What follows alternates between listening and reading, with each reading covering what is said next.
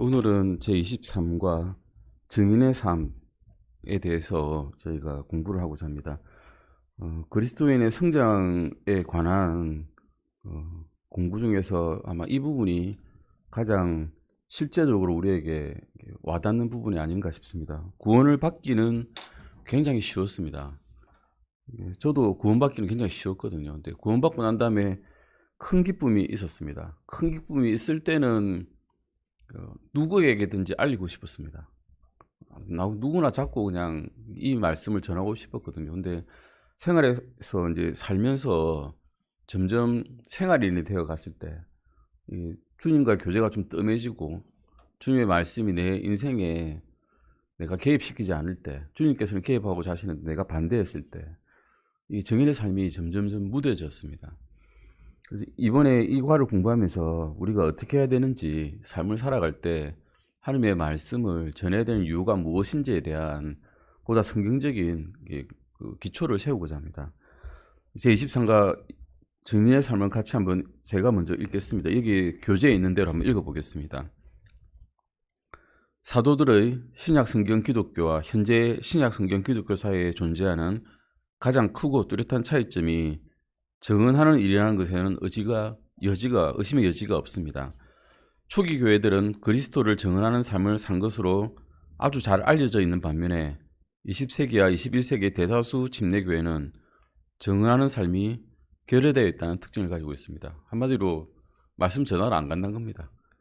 여기서 살기가 되게 좋거든요. 교회 안에서는 말하기도 편하고 서로 다 같이 믿는 사람이기 때문에 우리가 말하는 것에 대해서, 하나님의 말씀에 대해서 이견을 제시하지 않기 때문에 뭐 특별한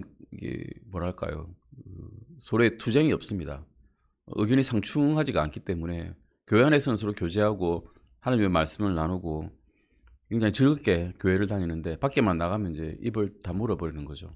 거기는 불교도도 있고 뭐 이슬람교도는 별로 없지만 전혀 무교인 사람도 있고, 뭐 우리 같은 유교인 분들도 계시고, 이래서 뭐 친척들끼리도 뭐 제사를 안 지낸다 나는 이러면 이제 멱살 잡고 너는 왜 안 지내니, 뭐 아니면 제사에 왜 안 오니, 이렇게 뭐 말하는 경우가 많으니까요. 그래서 침례교회를 다니지만 말씀 전하지 않는 이런 일이 비일비재합니다.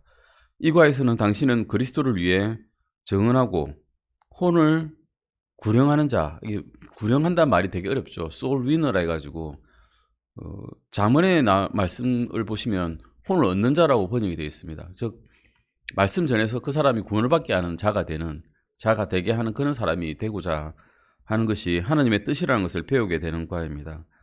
이 과에서 어떻게 하면 혼을 얻는 자가 될 수 있는지, 다시 말해서 다른 사람을 어떻게 그리스도께 인도하는 자가 될 수 있는지를 배우고자 합니다.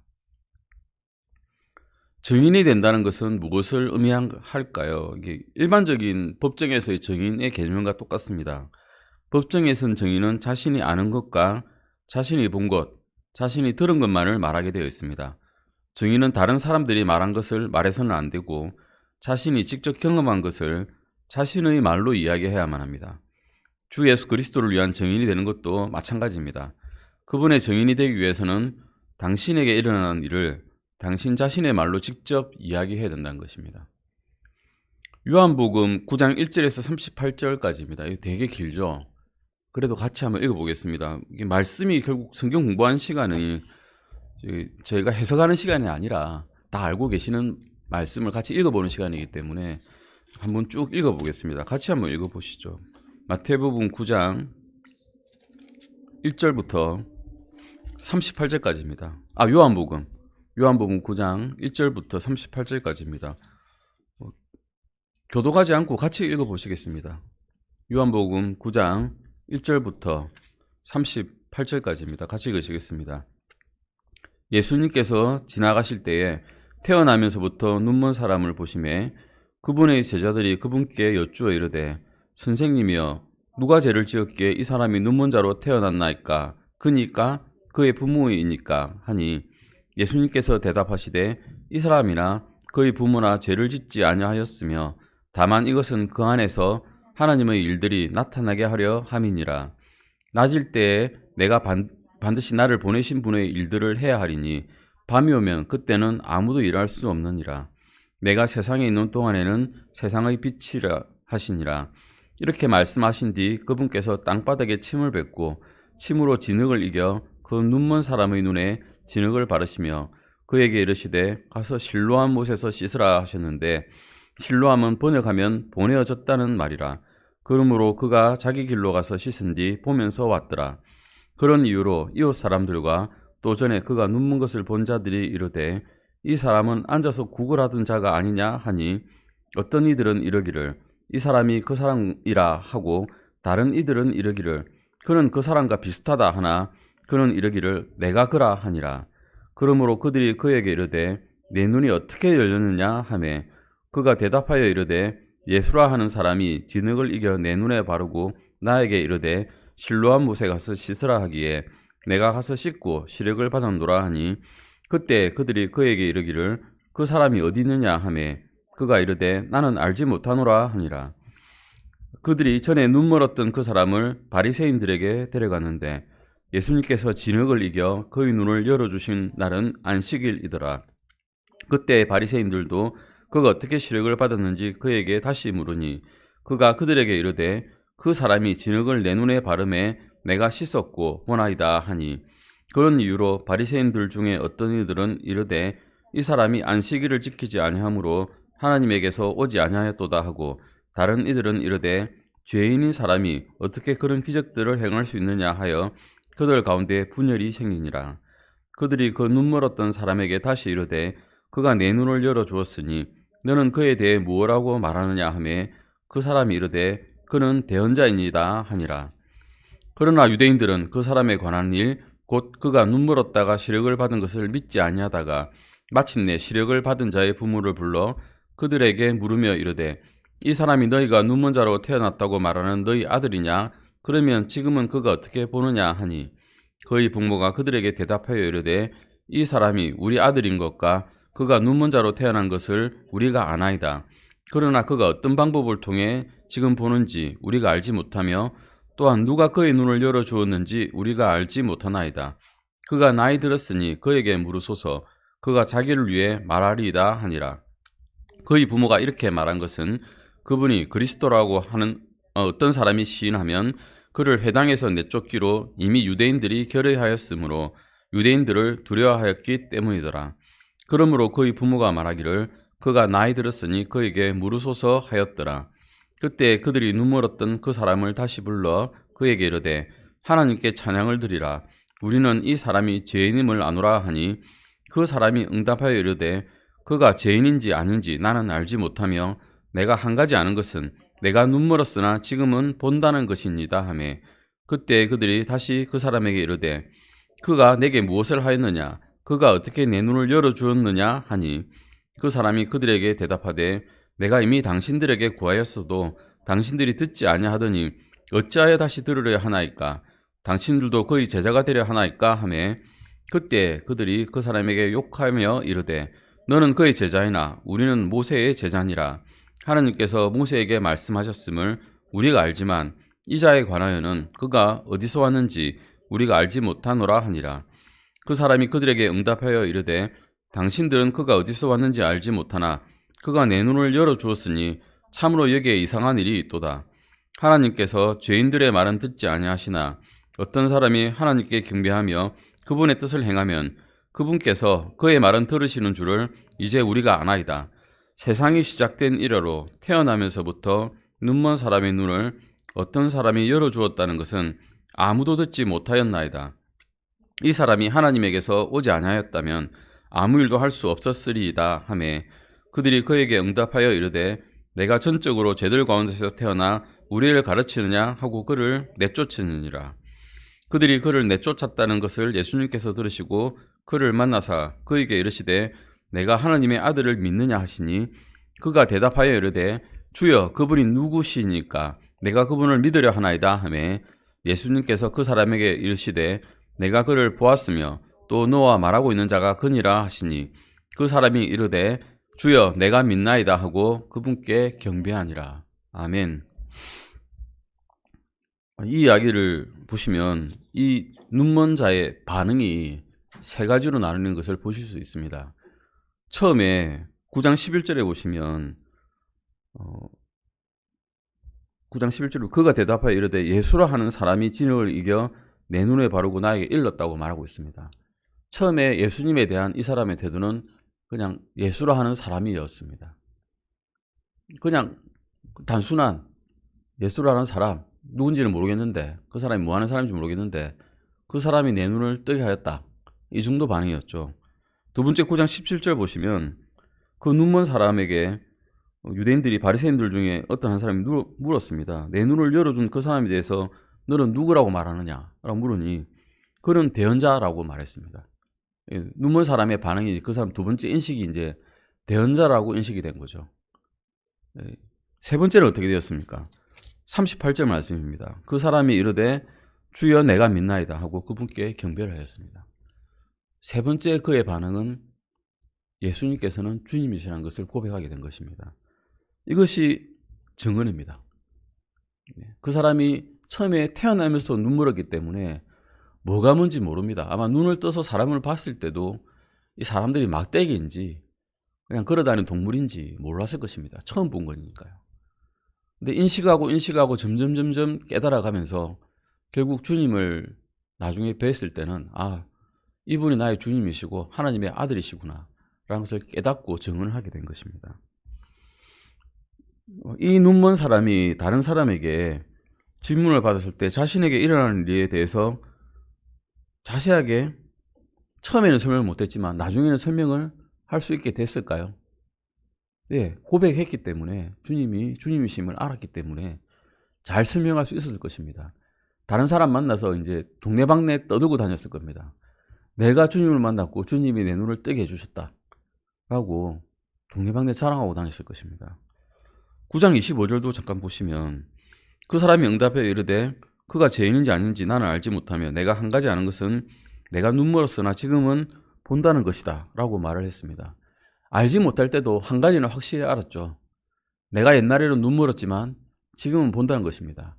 주님께서는 세상의 빛이라고 말씀하셨습니다. 우리가 주님을 알기 전에는 사실상 영적으로 흑암에 살고 있을 때였습니다. 눈을 뜨고는 있었지만 육체적인 눈은 뜨고 있었지만 예수님을 보지는 못했습니다. 왜냐하면 빛을 본 적이 한 번도 없었거든요. 이 맹인과 똑같습니다. 눈먼 사람과. 태어나면서부터 우리는 눈먼 자들이었습니다. 근데 예수님을 알게 되면서부터 그때부터 눈을 뜨게 되었죠. 이 맹인과 우리는 동일시하고 있습니다. 사실은 주님께서는. 예수님께서는 빛이시기 때문에 우리에게 빛을 보여주실 수 있으신 것입니다. 그래서 믿기 전에도 그분이 주님이심을 알기 전에도 이 눈먼 사람은 한 가지 아는 것이 있었습니다. 내가 눈멀었었으나 지금은 본다는 것입니다. 주님을 알기 전에도 성경을 조명을 주시기 전에도 믿고 난 다음에는 성경을 조금씩 이제 조명을 받아서 알게 되는 것입니다. 예전에는 눈멀어서 성경을 봐도 이것이 무슨 말인지 몰랐지만 이제는 눈을 떴기 때문에 조금씩 더 지경을 넓혀갈 수 있는 것입니다. 요한복음 4장 5절에서 3절 30절 말씀도 보시겠습니다. 요한복음 4장 5절에서 30절 말씀입니다. 이것도 긴 구절이지만 같이 읽으시겠습니다. 요한복음 4장 5절에서 30절까지입니다. 이것도 증인된 삶에 대한 예화가 아니죠. 이건 실제적으로 일어났던 일입니다. 주님께서 직접 보시고 말씀해 주셨던 일이죠. 같이 읽으시겠습니다. 그때에 수거라 하는 사마리아의 도시로 가시는데 이곳은 야곱이 자기 아들 요셉에게 준 땅의 구역에서 가깝고 당시 거기에 야곱의 우물이 있더라. 그러므로 여행하며 지치신 예수님께서 우물에 그대로 걸터 앉으시니 때가 6시쯤이더라. 한 사마리아 여자가 물길으로 오매 예수님께서 그녀에게 마실 물을 내게 달라 하고 말씀하시니 이는 그분의 제자들이 먹을 것을 사러 그 도시로 갔기 때문이더라. 그때 사마리아 여자가 그분께 이르되 당신은 유대인이면서 어찌 사마리아 여자인 내게 마실 물을 달라고 하시나이까 하니 이는 유대인들이 사마리아 사람들과 상종하지 아니하기 때문이라. 예수님께서 그녀에게 대답하여 이르시되 내가 만일 하나님의 선물을 알고 또 내게 마실 물을 내게 달라 하고 말하는 자가 누구인지 알았더라면 그에게 구하였을 것이요 그가 내게 생수를 주었으리라 하시니 여자가 그분께 이르되 선생님이여, 선생님께는 물기를 그릇도 없고 우물은 깊은데 선생님은 그 생수를 어디에서 얻겠나이까? 우리 조상 야곱이 이 우물을 우리에게 주었고 그와 그의 아이들과 그의 가축들도 이 우물에서 마셨는데 선생님이 그보다 더 크시나이까 하매 예수님께서 그녀에게 대답하여 이르시되 누구든지 이 물을 마시는 자는 다시 목마를 것이나 누구든지 내가 줄 물을 마시는 자는 결코 목마르지 아니하리니 내가 그에게 줄 물은 그 사람 속에서 솟아나는 우물이 되어 영존하는 생명에 이르게 하리라 하시니라. 여자가 그분께 이르되 선생님이여 이 물을 내게 주사 내가 목마르지 않게 하시고 여기로 물 기르러 오지도 않게 하옵소서 하매 예수님께서 그녀에게 이르시되 가서 내 남편을 부르고 여기로 오라 하시니 여자가 응답하여 이르되 나는 남편이 없나이다 하매 예수님께서 그녀에게 이르시되 내가 나는 남편이 없나이다 하고 잘 말하였도다. 내게는 5 남편이 있었고 지금 내게 있는 자도 내 남편이 아니니 그 점에서 내 말이 참되도다 하시니라. 여자가 그분께 이르되 선생님이여 내가 보니 선생님은 대언자이시니이다. 우리 조상들은 이 산에서 경배하였는데 당신들은 이르기를 사람들이 경배해야만 할 곳이 예루살렘에 있다 하나이다 하매 예수님께서 그녀에게 이르시되 여자여 내 말을 믿으라. 너희가 이 산에서도 아버지께 경배하지 아니하고 예루살렘에서도 경배하지 아니할 때가 오느니라. 너희는 너희가 알지 못하는 것에서 경배하고 우리는 우리가 경배하는 것을 아노니 이는 구원이 유대인들에게서 나기 때문이라. 그러나 참되게 경배하는 자들이 영과 진리로 아버지께 경배할 때가 오는데 바로 지금이라. 이는 아버지께서 자기에게 그렇게 경배하는 자들을 찾으시기 때문이니라. 하나님은 영이시니 그분께 경배하는 자들이 반드시 영과 진리로 그분께 경배할지니라 하시니라. 여자가 그분께 이르되 메시아 곧 그리스도라 하는 분이 오실 줄을 내가 아노니 그분께서 오시면 모든 것을 우리에게 말씀하시리이다 하매 예수님께서 그녀에게 이르시되 내가 말하고 있는 내가 그니라. 이때에 그분의 제자들이 와서 그분께서 그 여자와 말씀하시는 것을 보고 이상히 여겼으나 아무도 무엇을 구하시나이까 어찌하여 그녀와 말씀하시나이까 하고 말하지 아니하더라. 그때 여자가 자기의 물 항아리를 버려두고 자기 길로 가서 도시로 들어가 사람들에게 말하되 와서 지금까지 내가 행한 모든 일을 내게 말한 사람을 보라. 이분이 그리스도가 아니냐 하니 그때 그들이 도시 내에서 나와 그분께 오더라. 아멘. 이 말씀은 잘 아시는 말씀들입니다. 이 가늠한 여자라고 볼 수 있죠. 남편이 5이나 있는데 지금 있는 남편도 자기 남편이 아닌 자기의 충족할 것을 어디에서도 찾지 못하는 남자에서 찾다가 거기서도 찾지 못하는 이 가늠한 여자에 대해서 말씀하셨습니다. 이 여자는 유대 시간으로 6시에 왔다 그러면 난 12시입니다. 해가 쨍쨍 내릴 때 우물에 물 기르러 오는 여자는 없죠, 사실은. 왜 이 시간에 왔을까요? 한마디로 부끄럽기 때문에 이 시간에 왔습니다. 다른 여자들이 아무도 없을 때 물 기르러 온 거죠. 그러니 얼마나 힘들었겠습니까? 땀 뻘뻘 흘리면서 마을에서 나와가지고 항아리 하나 쥐고 먹고 살기 위해서 물을 그냥 길러 아무도 없을 때 온 겁니다. 부끄럽기 때문에. 근데 이 여자에게 물을 안 길어온다, 길러 안 와도 된다, 이것은 얼마나 큰 행운이겠습니까? 자기에게는. 더 이상 이렇게 부끄럽게 살지 않아도 된다라는 말하고 똑같기 때문에 예수님께 물을 달라고 구하였죠. 그런데 예수님께서 말씀하시는 이 물은 영적인 물이었습니다. 이 말을 들은 여자는 이분이 예수 그리스도란 걸 깨닫고 자기의 부끄럼도 있고 바로 도시로 가서 마을 사람들에게 이분이 그리스도시더라고 말을 전했습니다. 이것이 정언입니다. 자기의 모든 처지를 잊고 이야기를 전하고 예수님이 누구신지를 말하는 것이 이제 정언이라는 것이죠. 28절에서 30절 말씀 보시면 이때 여자가 자기의 물 항아리를 버려두고 자기 길로 와서 도시로 들어가 사람들에게 말했다라고 기록되어 있습니다. 물 항아리마저 그냥 우물가에 내버려두고 왔단 거죠. 얼마나 마음이 급했으면 이렇게 했겠습니까? 얼마나 기뻤으면 이렇게 했겠습니까? 이것이 증인이 된다는 것을 이야기하고 있습니다. 영적인 소경에서 영적으로 눈이 뜨였다는 거죠. 그래서 이제 말씀 전하게 됐다는 것입니다. 그러면 증인이 되는 것과 구령하는 자가 되는 것, 아까도 말씀드렸지만 구령이란 말은 우리가 이해하기 어렵기 때문에 그냥 혼을 얻는 것이라고 하겠습니다. 혼을 얻는다는 것은 같은 것일까요? 다음 페이지 보시겠습니다. 160페이지입니다. 우리는 이 두 단어가 사용되는 것을 자주 듣게 됩니다. 왜냐하면 둘 다 성경에 나와 있는 용어거든요. 구령한다, 이게 위너스 소울이라 해서 그게 구령이라고 돼서 영어로 번역을 말씀 그대로 그냥 직역을 하면 혼을 이겨오는 것이라고 예전에 번역을 했습니다. 근데 혼을 이겨온다 이러니까 혼과 싸우는 것 같잖아요.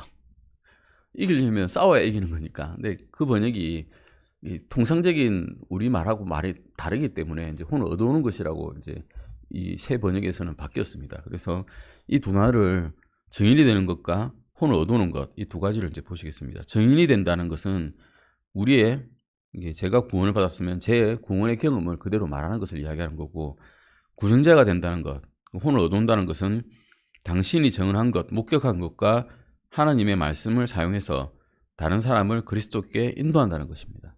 이것이 이제 구령이라고 하는 것이고, 예전 말로는 혼을 이겨오는 것이고, 지금 말로는 혼을 얻는 자가 된다는 것입니다.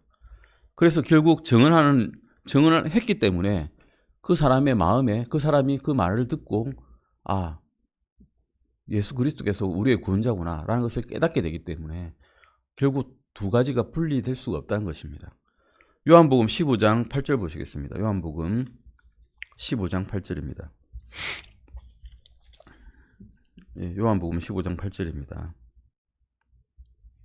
15장 8절만 읽으시면 이해가 잘 안 될 수 있으니까 요한복음 15장 1절에서 8절까지 읽으시겠습니다. 요한복음 15장 1절에서 8절까지입니다. 같이 읽으시겠습니다.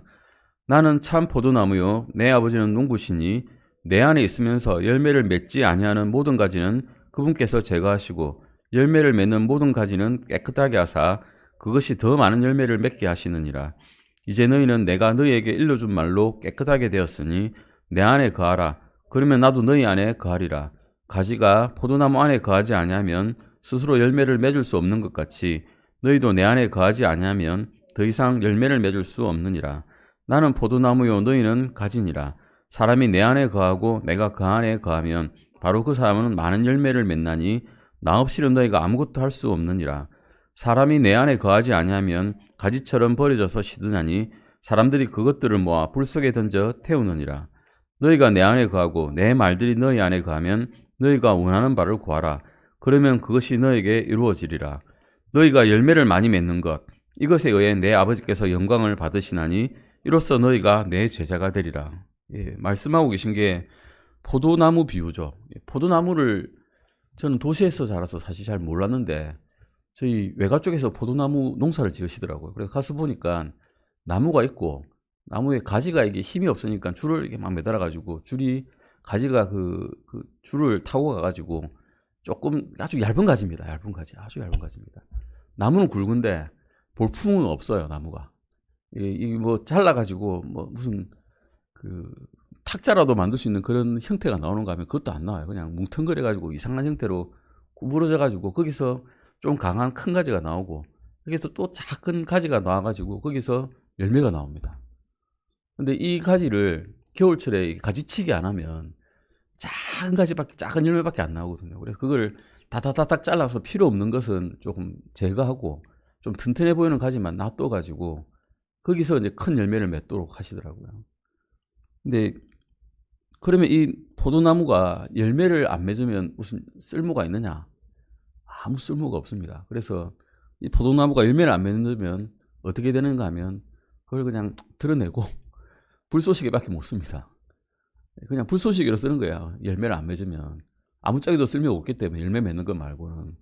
그래서 주님께서 이렇게 말씀하셨는데 기뻐하시는 것은 8절 말씀대로 열매를 많이 맺는 것 너희가 이것에 의해서 아버지께서 영광을 받는다는 겁니다. 포도나무에서 포도가지가 많이 자라고 거기서 아주 먹음직한 열매가 많이 맺으면 농부가 그거 보고 어떻게 하시겠습니까? 뿌듯하겠죠. 내가 이 열매를 위해서 내가 그렇게 수고를 했고 내가 비료도 많이 주고 이렇게 했다. 그런데 열매를 많이 맺었으니까 내가 정말 잘했구나라는 걸 깨닫게 될 것입니다. 그런데 하나님께서가 농부시라는 겁니다. 이것을 자라게 하는 분은 농부는 하나님이시고 예수님께서 포도나무란 거죠. 우리는 그럼 뭐냐? 우리 연약한 가지입니다. 그냥 거기서 나온 연약한 가지고 가지가 할 수 있는 일은 뭐냐? 붙어 있는 거. 포도나무에 붙어 있는 거 그냥 그것밖에 할 수 없다는 겁니다. 막 가지가 열심을 낸들 열매를 맺게 하느냐? 열매를 못 맺습니다. 그냥 붙어만 있으면 열매가 저절로 맺힌다는 거죠. 왜냐하면 하나님께서 그걸 다 관리해 주시기 때문입니다. 이 말씀을 보면 아버지께서 영광을 받으시는 것은 우리가 어떻게 하면 영광을 받으시냐? 너희가 열매를 많이 맺으면 영광을 받으신다는 겁니다. 성령의 열매는 우리 알고 계시죠? 사랑과 기쁨과 온유와 부드러움, 선한 믿음과 절제니, 온유와 절제니 이런 거 다 알고 계시는데 그런 열매를 많이 맺는 것도 그렇고 말씀을 전해서 사람을 혼을 얻어오는 것, 그것 또한 열매를 맺는 것입니다. 이렇게 많이 맺으면 아버지께서 이것을 보시고 기뻐하신다는 거죠. 잠언 11장 30절 보시겠습니다. 잠언 11장 30절입니다. 잠언 11장 30절입니다.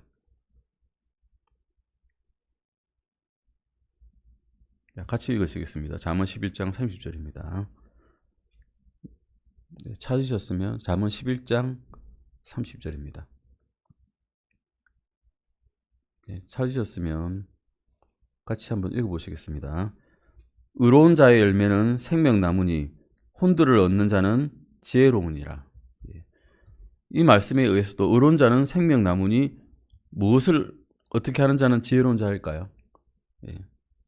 혼을 얻는 자들은 지혜로운 자라는 것입니다. 왜 증인과 구령자가 되어야 되는가를 이제 보시겠습니다. 결국 그 들으신 대로 증인이 되는 것과 구령자가 된다, 즉 혼을 얻는 자들이 된다는 것은 사실 분리할 수는 없지만 똑같지는 않습니다. 내가 증인이 될 수는 있지만 혼을 못 얻을 수도 있거든요.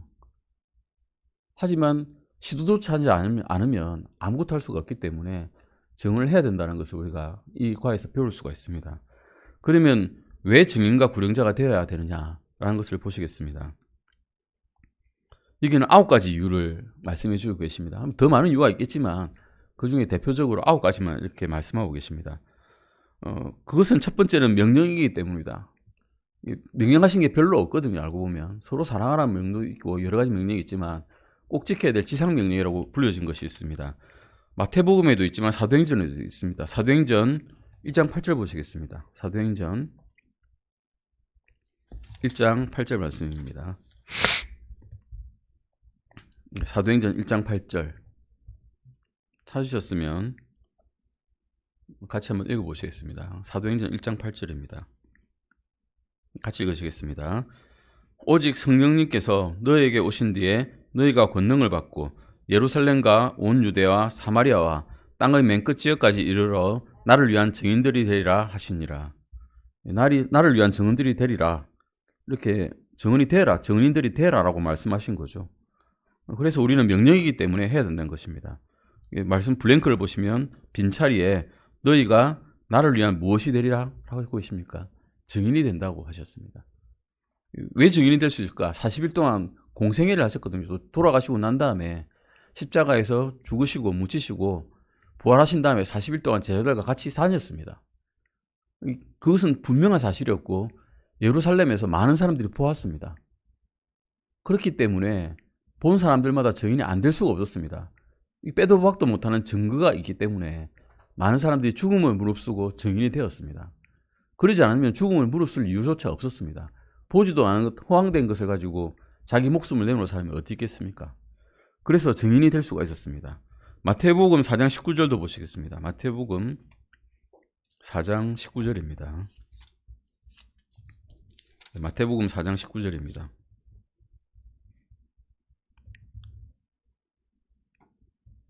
말에 이게 유의가 있습니다. 이게는 영어로는 말에 유의가 있는데 어부가 피셔맨이죠, 영어로는.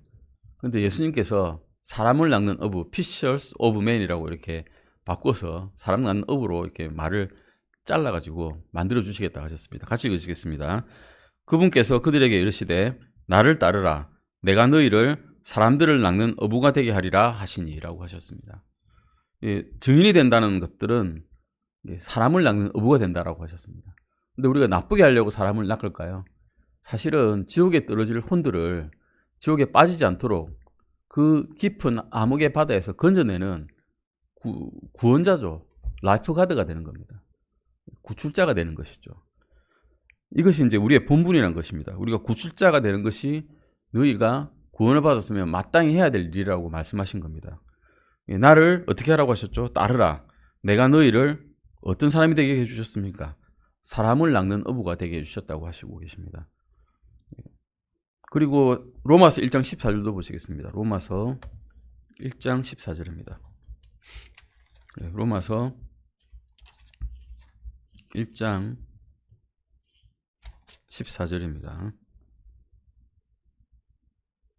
네, 같이 읽으시겠습니다. 나는 그리스인이나 바바리인이나 지혜 있는 자나 지혜 없는 자에게 다 빚진 자니라. 우리가 만약 친구에게 빚을 졌다면 갚아야 되지 않겠습니까? 어머니에게, 아버지에게 빚을 졌다면 갚습니다. 내 자식에게 빚을 졌다면 갚아야 됩니다. 이건 법적인 의무입니다. 이거는 친척이라 할지라도, 어머니, 아버지, 부모님이라 할지라도 갚아야 되는 것은 법적인 의무고, 우리 하느님이 하늘 아버지에게도 빚을 졌다는 것입니다. 그리고 그래서 그 빚을 갚기 위해서 우리는 말씀을 전할 수밖에 없다는 것이죠. 바울 사도는 방금과 같이 1장 14절에서 말했습니다. 나는 누구라고 했습니까? 나는 빚진 자니라라고 했습니다. 나는 빚을 졌다. 나는 채무자다는 거죠. 채권자가 아니라 채무자다. 나는 빚을 갚아야 된다라고 말씀하고 있는 겁니다. 구원받은 사람은 채무자입니다. 빚진 자입니다. 가족에게, 우리 이웃 모두에게 다 빚진 자고, 빚을 갚지 않으면 잘못된 것처럼, 복음을 전하지 않으면 또 동일하게 잘못된 것이라고 말씀하고 있는 겁니다. 구원의 선물은 값없이 주어진 것이지만 우리에게는 그것을 다른 사람에게 말해야 할 도덕적인 빚이 남아있다는 것입니다. 에스겔서 잠깐 보실까요? 그리고 또한 이것은 책임입니다. 에스겔서 3장 17절 18절입니다. 에스겔서 3장 17절 18절입니다.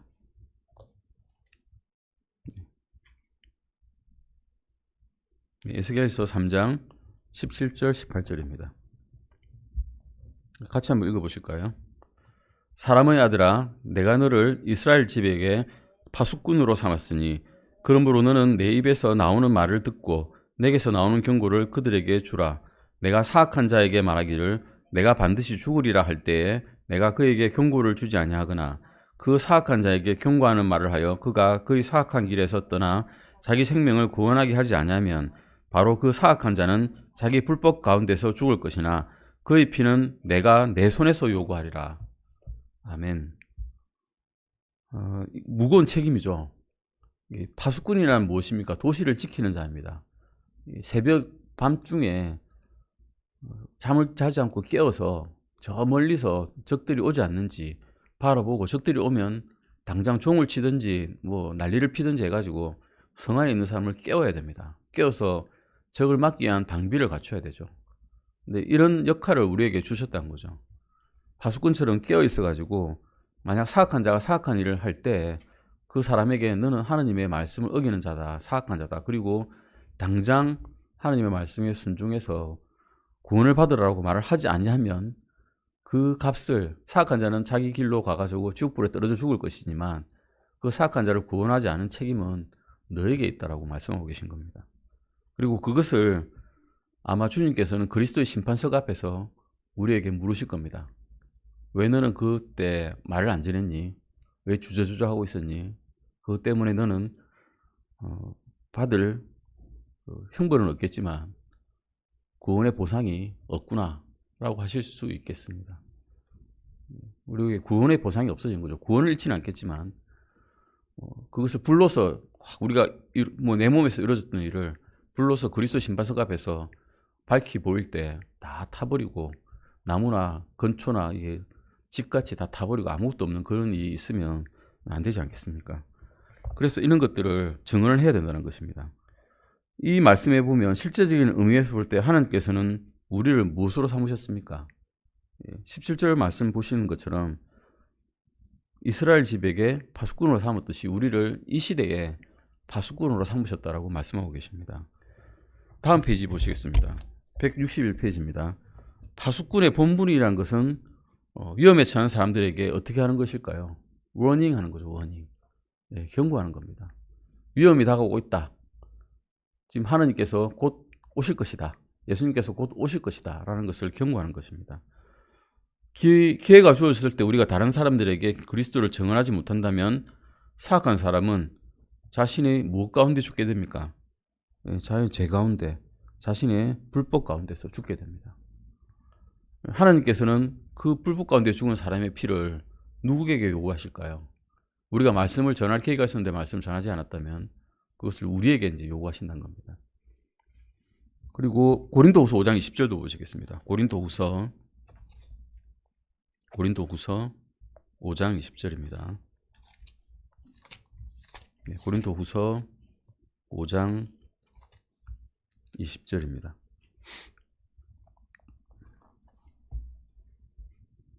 같이 읽으시겠습니다. 고린도후서 5장 20절 말씀입니다.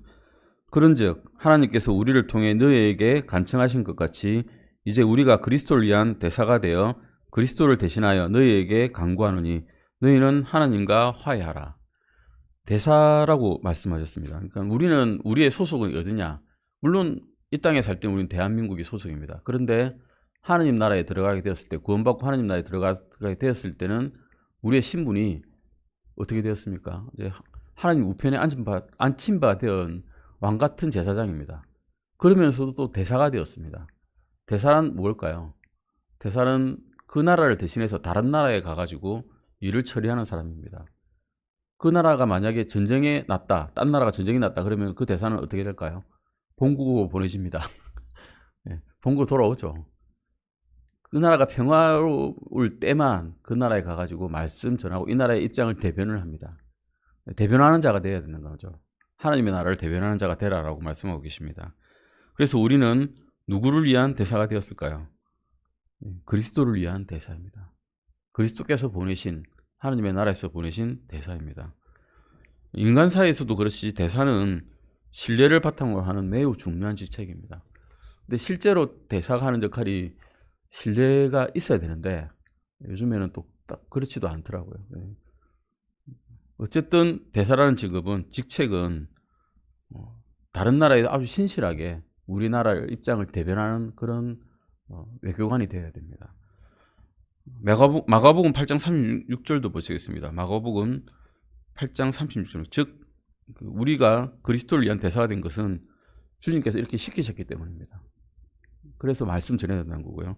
마가복음 8장 36절 보시겠습니다. 마가복음입니다. 마가복음 8장 36절입니다. 지금 말씀드리고 있는 것은 왜 우리가 증인과 구령자가 되어야 되는가에 대한 말씀입니다. 8장 36절입니다. 같이 읽으시겠습니다. 마가복음 8장 36절입니다. 사람이 만일 온 세상을 얻고도 자기 혼을 잃으면 그에게 무슨 유익이 있겠느냐. 잠깐 강건해야 70이고 강건해야 80인데 7, 80인데 이 잠깐 사는 세상 동안에 세상의 부귀영화를 다 누리고 아주 좋은 건물과 좋은 직책과 명예를 다 얻었는데 영원히 살 천국에 가지 못하고 영원히 지옥불에 가게 된다면 그 잠깐 산 7, 80년이 무슨 소용이 있겠느냐는 말씀입니다. 이것을 영어로는 마이너 게인 메이저 로스입니다. 작게 얻고 크게 잃는다는 거죠.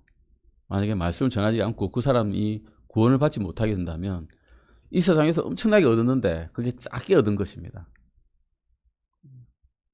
그런데 하늘나라에 갈 기회를 잃어버렸다. 크게 손실이 있는 거죠. 그래서 혼을 구령하는 것은 이래서 중요한 것입니다. 그 사람이 영원한 삶을 살게 해주기 위해서 증언을 해야 된다는 것입니다. 고린도후서 5장 10절 11절도 보시겠습니다. 고린도후서 5장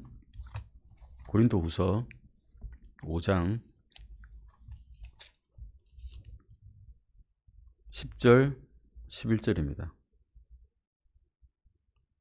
이 이제 해석이 이번 판에 조금 바뀌었습니다. 11절 말씀이 조금 이제 번역이 약간 바뀌었거든요. 예전에는 주의 두려움이라고 되어 있었는데 지금은 공포라고 바뀌었습니다. 같이 읽으시겠습니다. 고린도후서 5장 10절 11절입니다. 이는 우리가 반드시 다 그리스도의 심판석 앞에 나타날 것이기 때문이라.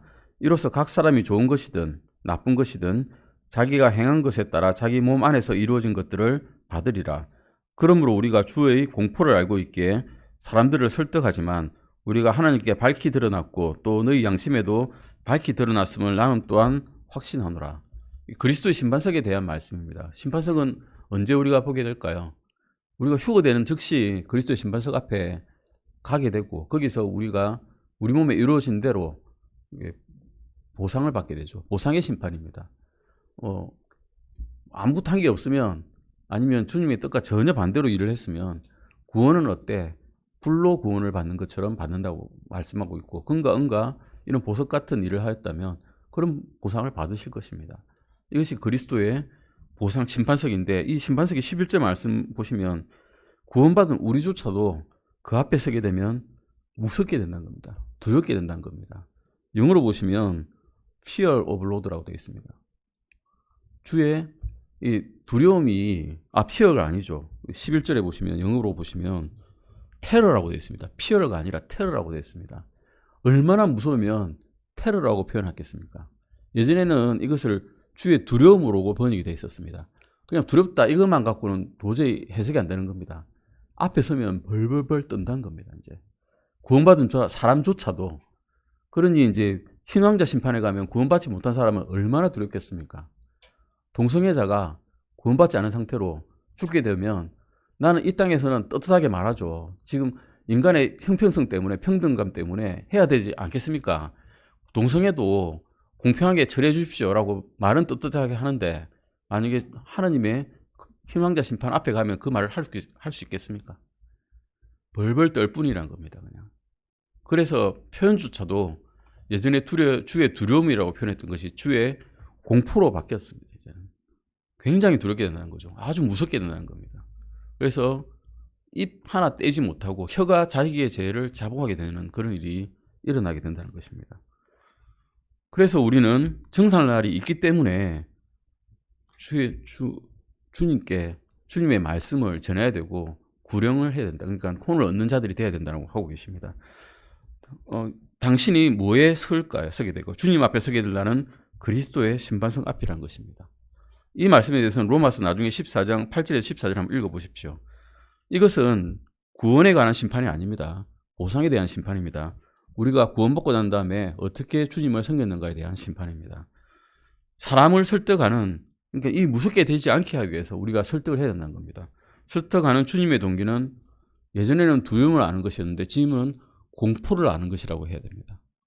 정말 무섭게 된다는 것입니다. 이것을 알아야 되고 주님의 심판석 앞에서는 아무도 벗어날 수 없다는 것을, 주님을 두려워하는 것을 알게 해야 된다는 것입니다.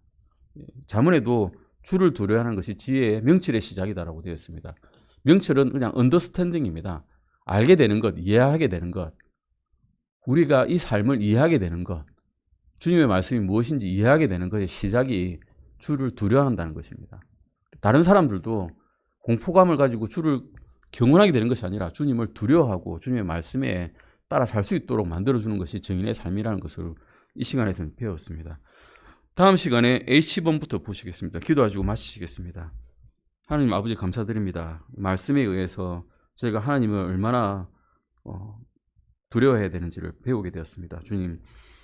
주님께서는 말씀하십니다. 가서 이 땅에 있는 온 민족들을 하나님의 말씀을 전해서 구원받게 하라고 말씀하십니다. 주님께서는 어느 누구도 구원받지 못하게 되기를 원하지 않으십니다. 모두가 구원받기를 원하시는 분이심을 저희가 알고 있습니다. 이 시간 이후로도 주님께서 말씀하신 대로 살고 또 주님의 말씀을 전해서 모든 사람들이 구원받게 할 수 있는 저희가 될 수 있도록 도와주시옵소서. 이 시간 위에 목사님께서 전하시는 말씀 듣고 저희가 또 주님의 뜻에 따라 살 수 있도록 도와주시옵소서. 감사드립니다. 이 모든 것 우리 주 예수 그리스도의 이름으로 기도드렸습니다. 아멘.